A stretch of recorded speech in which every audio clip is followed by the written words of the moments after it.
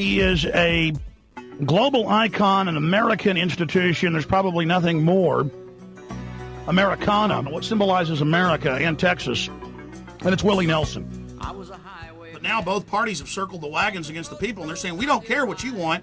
John McCain said this war is going to go on for 100 years. Yeah, and it can't. It just can't. We can't let it go on another year. I mean, it has. The other day I was getting interviewed. Somebody said, what would you do if you were elected president? I said, I would stop the damn war.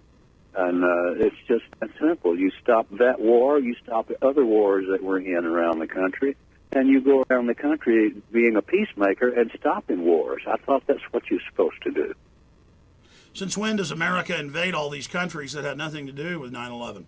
Yeah, really. And all of a sudden, you know, the way I heard it, there was 15 people from Saudi Arabia hit us in New York, and we go jump on Afghanistan. I never could figure that one out in Iraq. Well, I did figure it out, too, but I'm surprised more people haven't figured it out. Willie, you brought it up. You figured it out. What's your take on 9/11? Just came out in AP today that the White House was running the commission. We always knew that, but now they admit.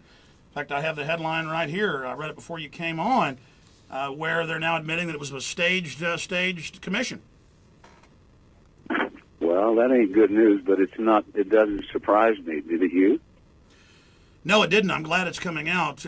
What's your take on 9/11? Do you question the official story? I certainly do, and I saw those towers fall, and I've seen an implosion in Las Vegas. There was too much similarities between the two, and then I saw the building fall. It didn't get hit by nothing. So, you know, how naive are we? Or, you know, what do they think we'll go for? So, are you saying you started having questions or that little voice in your head? I mean, did you have a bad feeling the day it happened? Is that what you're saying? The day it happened, I saw one fall, and it was just so symmetrical. And I said, wait a minute, I just saw that last week at the, you know, a casino over in Las Vegas, and you see these implosions all the time, and then the next one fell, and I said, hell, there's another one. And they're trying to tell me that an airplane did it, and that's, you know, I can't go along with that. And then you find out that mainstream news reported, but it never got any attention, that the supposed hijackers were given national security clearance and were trained at U.S. bases, and the dean of the Defense Language School, Colonel Butler, goes public and says, we train these people, the government's involved, and they start court-martialing him until he agreed to shut up. True story, I guess. I hate to hear it, but it's probably true. You've had a chance to see Terror Storm, Endgame, some of the other films. What's Willie Nelson's take on those films?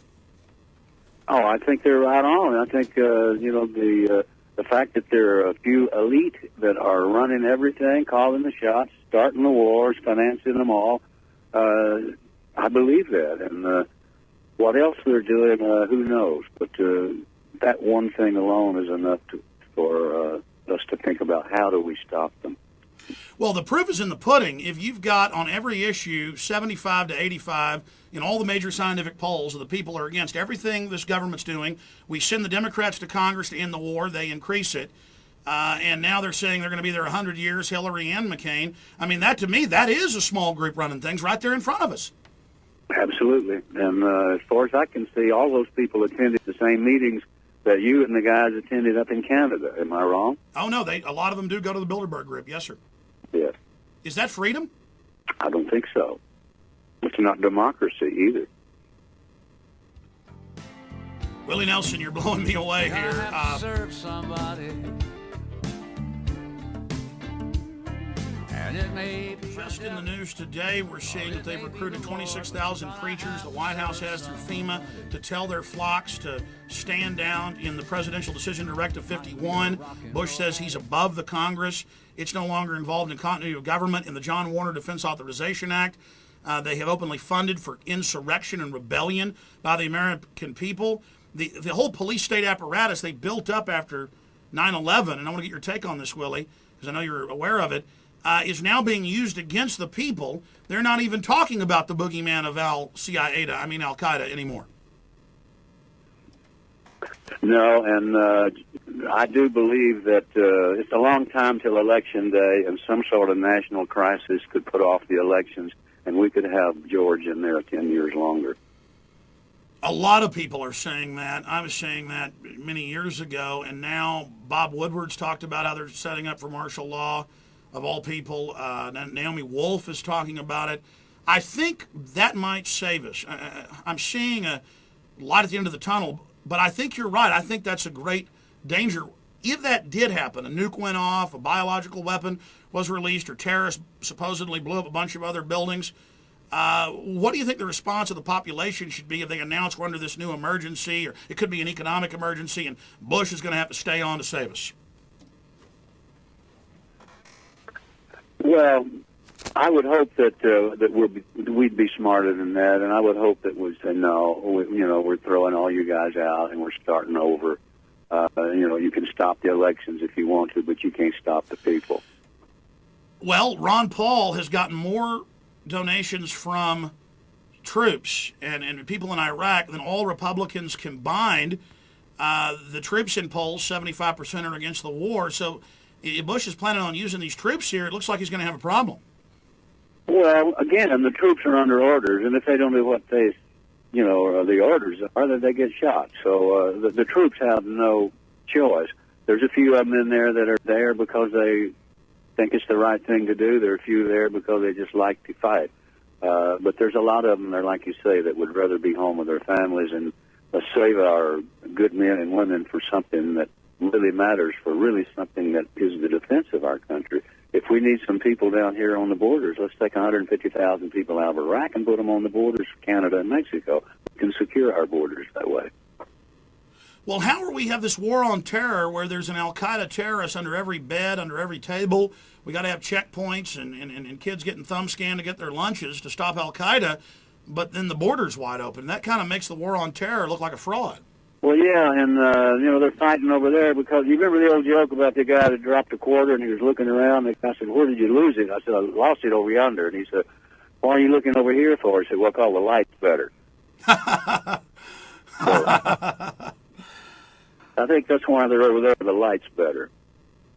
Well, it's a black hole to launder money and dump trillions of dollars in no-bid contracts to Halliburton. Yeah, and there's nobody stopping it.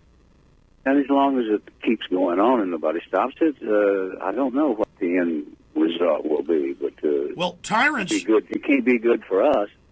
Well, you're right. Tyrants have known throughout history. They keep pushing. They keep testing. Tyranny doesn't come overnight. And I hope a lot of people that support this war, I hope you know, we have illegal wars, not declared, torture, the rest of it. None of us are safe here. What comes around goes around. You reap what you sow, don't you, Willie? Absolutely. 10 times over, I remember. And I'm not sure I want to get treated 10 times as bad as we're treating other people. I am a Midwest farmer. I make a living off the land. I ride a John Deere tractor. Willie, getting back into 9/11, because you brought it up, and I was debating even bringing it up. It's so controversial. But other questions, other things that piqued your interest and made you question the official story surrounding 9/11? Well, as soon as it happened, and the next day, I was somewhere doing a show, and somebody said, "What do you think about it?" And I said, "Well, first of all, when I get hit, I like to look around and see who did it before I start swinging at everybody in the room." And it kind of looked at what we were doing. We get hit over here, and the next thing you know, we're jumping on everybody in the town. So we got hit from Saudi Arabia. I think we have some questions that need to be answered from those folks. Again, Newsweek reported a week after 9/11 that in the 6 months before, they had massed carrier task forces, 44,000 U.S. troops, 18,000 British troops in Tajikistan, Uzbekistan surrounding, and that Bush on September 10th signed the order in the next week to attack Afghanistan. Man, what timing, Willie, that he signed the attack order the day before. Yeah, I wonder how that happened. I mean, how smoking gun is that? Yeah. I mean, what does it take for us to realize that, we're having the wool pulled over our eyes one more time?